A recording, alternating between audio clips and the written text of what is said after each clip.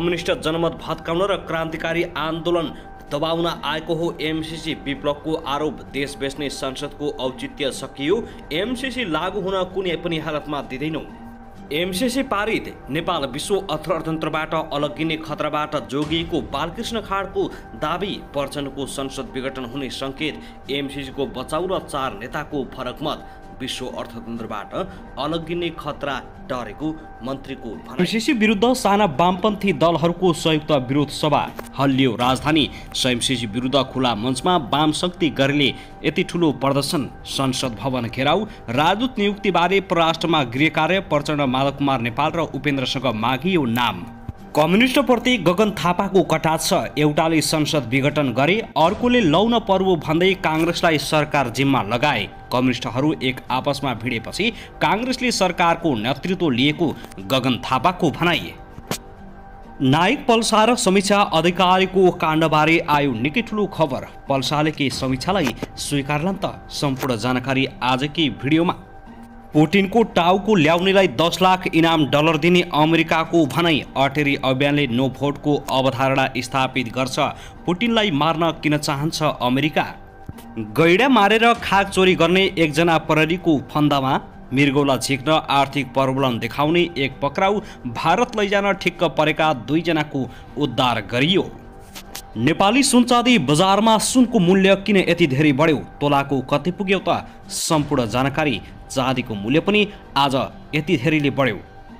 आखिर किन बढ्दैछ नेपालमा सुनचाँदीको मूल्य? त्यसैगरी पेट्रोलियम पदार्थ पनि ह्वात्तै बढ्यो। 150 पुग्यो पेट्रोलको मूल्य।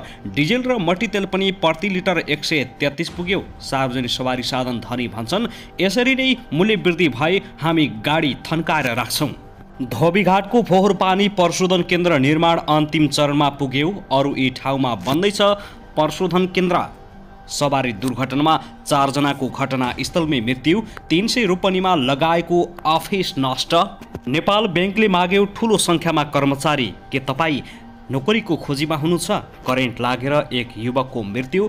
अस्पतालको प्रसुति कक्षभित्र भालु पसेपछि भयो भागभाग। जेसीबी दुर्घटनामा सहचालकको ज्यान। पेट्रोलियम पदार्थ ढुवानी साधनमा वैज्ञानिक भाडा दर लागू गर्न माग। इजरायल पुगे। रोजगारीमा 297 नेपाली।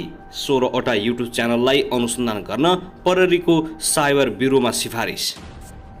हामी प्रहरी हौँ भन्दै लुटपाट गर्ने 8 जना पक्राउ। शैक्षिक आर्थिक व्यवसाय क्षेत्रका बन्देज सबै खुल्ला गरियो। प्रहरीको चेतावनी।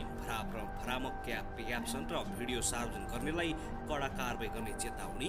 र पुटिनको टाउको ल्याउनेलाई 10 लाख डलर इनाम दिने। रुसमा सञ्चार माध्यम विरुद्ध कडा कानुन लागू। सामाजिक सञ्जालमाथि प्रतिबन्ध। रुसद्वारा युक्रेनी परमाणु केन्द्र नियन्त्रणमा। अब हेर्नुहोस् पुरा समाचार।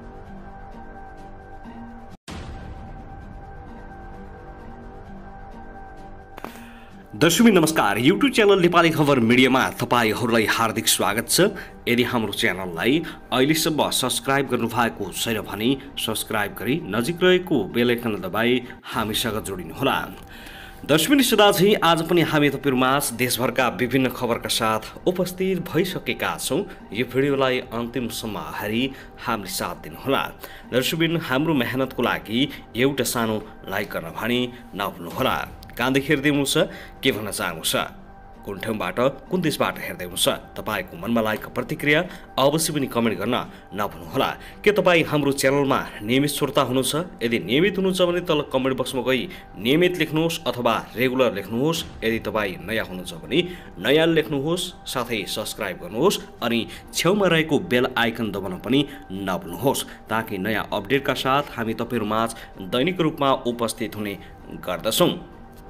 दर्शकबिन आउनुहोस् आजको पहिलो खबरतर्फ लागौं। सबैभन्दा पहिले कोरोना अपडेट बारे जानकारी गराउन चाहे। नेपालमा कोरोना संक्रमणका सक्रिय संक्रमितको संख्या 7242 मा झरेको छ। गत हप्ता फागुन 13 गते 9280 सक्रिय संक्रमित भएकोमा घटेर आज 7242 पुगेको स्वास्थ्य तथा जनसंख्या मन्त्रालयले जानकारी दिएको हो। त्यसैगरी काठमाडौँ उपत्यकामा 1965 सक्रिय संक्रमितको आइसोलेसनमा रहेर उपचार गराइरहेको छ, जसमा काठमाडौँमा 818, भक्तपुरमा 88 र ललितपुरमा 1000 59 जना सक्रिय संक्रमितको उपचार भइरहेको छ। त्यस्तै आज पछिल्लो 24 घण्टामा थप 126 जनामा कोरोना संक्रमण पुष्टि भएको स्वास्थ्य तथा जनसङ्ख्या मन्त्रालयले जानकारी दिएको हो। 8933 नमुनाको परीक्षण गर्दा 116 जनामा कोरोना संक्रमण पुष्टि भएको हो। त्यस्तै पछिल्लो 24 घण्टामा 385 संक्रमणबाट मुक्त भएका छन् भने त्यस्तै गत 24 घण्टामा 1 जनाको कोरोनाबाट मृत्यु भएको मन्त्रालयले जानकारी गराएको छ। दर्शकबिन त्यसैगरी आउनुहोस् अब अर्को खबरतर्फ लागौँ। सरकारले लागू गरेको वैज्ञानिक भाडा दर अनुसार पेट्रोलियम ढुवानी साधनमा ढुवानी भाडा लागू गर्न व्यवसायीले माग गरेका छन्। शुक्रबार राष्ट्रिय पेट्रोलियम व्यवसाय संस्थागत समन्वय समितिले काठमाडौँमा पत्रकार सम्मेलन गर्दै सरकारले साउन 1 गतेदेखि लागू गरेको वैज्ञानिक भाडा दर अनुसार पेट्रोलियम ढुवानी साधनमा ढुवानी भाडा लागू गर्न माग गरेको हो। त्यस्तै पेट्रोलियम ऐन बनाई लागू गरिनुपर्ने निगमको एलपीजी विनियमावली विक्रेता विनियमावली तथा ढुवानी नियमावली सम्बन्धित व्यवसायी संस्थाको सुझावले तत्काल परिमार्जन सहित संशोधन गर्नुपर्ने पनि माग गरिएको नेपाल एलपी ग्यास उद्योग संघका अध्यक्ष तथा राष्ट्रिय पेट्रोलियम व्यवसाय संस्थागत समन्वय समितिका संयोजक कुशप्रसाद मल्लीले बताएका छन्। पेट्रोलियम डिलरहरूले प्राप्त गर्नुपर्ने प्राविधिक नोक्सानी नापतौल तथा गुणस्तर विभागका महानिर्देशकको संयोजकत्वमा गठित अध्ययन समितिको प्रतिवेदन अनुसार लागू गर्नुपर्ने पनि माग गरिएको उनले जानकारी दिएका छन्। त्यसैगरी नेपाल आयल निगम लिमिटेडद्वारा गठित समितिको प्रतिवेदन अनुसार एलपी ग्यास ढुवानी गर्ने 12 तथा आन्तरिक ढुवानी साधनको भाडा नियमबाट पेट्रोलियम पदार्थको मूल्य समायोजन गरिएको अनुपातमा कायम हुने गरी स्वचालित ढुवानी भाडा कायम गर्ने व्यवस्था लागू गर्न पनि माग गरिएको छ। 15 दिनभित्र माग पूरा नभई आन्दोलनका कार्यक्रम घोषणा हुने संयोजक मल्लीले जानकारी दिएका छन्।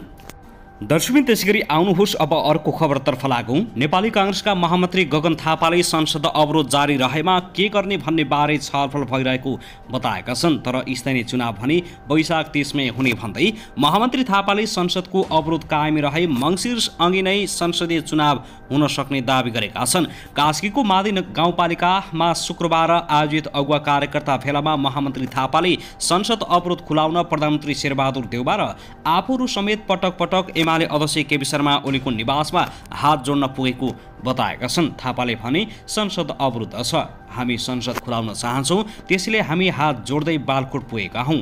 हात जोड्ने पालो हाम्रो हो, हामी एमाले र केपी शर्मा ओली होइनौँ।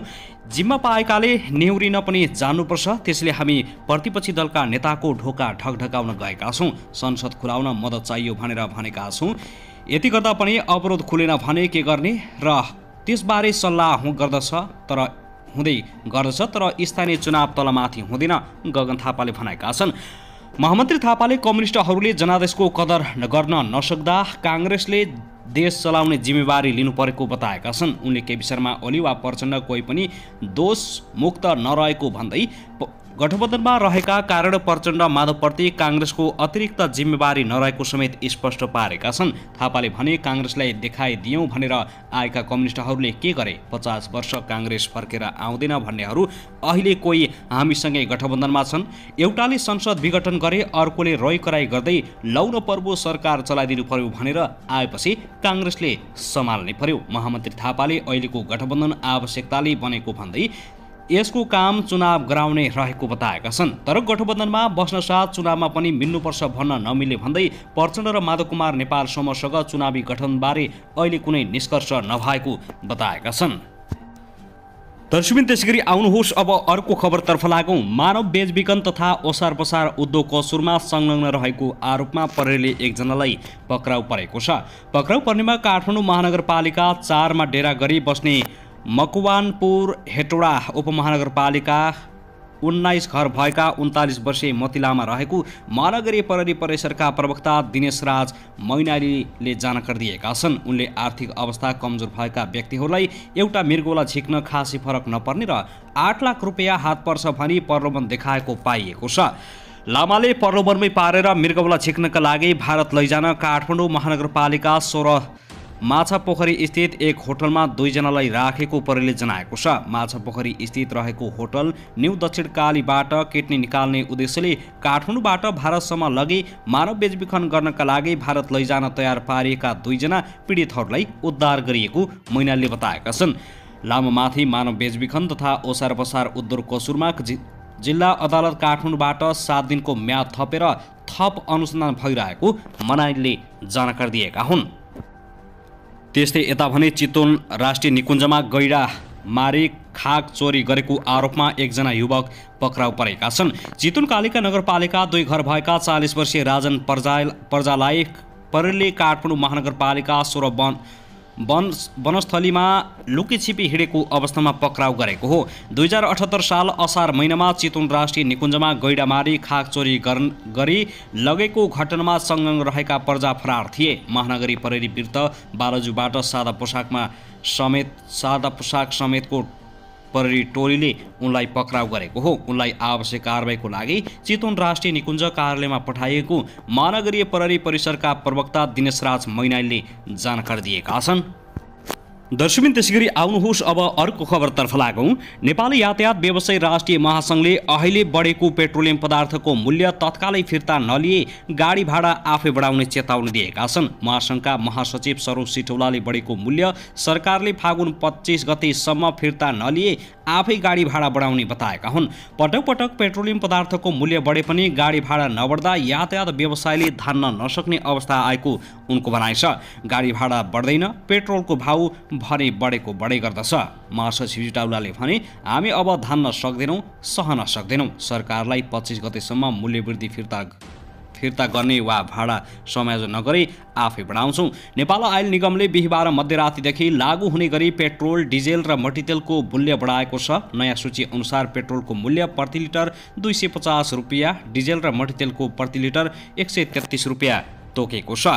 यस्तै हवाई इन्धनको मूल्य प्रति लिटर 136 रुपियाँ कायम गरेको छ। निगमले एलपीजी ग्यासको मूल्य पनि बढाएको छैन। एलपीजी ग्यासको मूल्य प्रति सिलिन्डर 1775 रुपियाँ तोकेको छ।